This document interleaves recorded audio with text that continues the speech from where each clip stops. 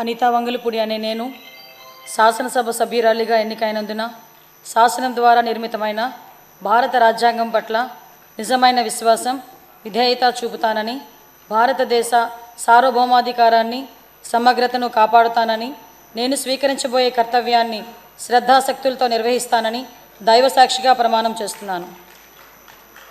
ఆంధ్రప్రదేశ్ శాసనసభ సభ్యురాలినైన అనితా వంగలపూడి అనే నేను సభ నియమావళికి కట్టుబడి ఉంటానని, వాటిని అనుసరిస్తానని, సభ మర్యాదలను పాటిస్తానని, సాంప్రదాయాలను గౌరవిస్తానని దైవసాక్షిగా ప్రమాణం చేస్తున్నాను.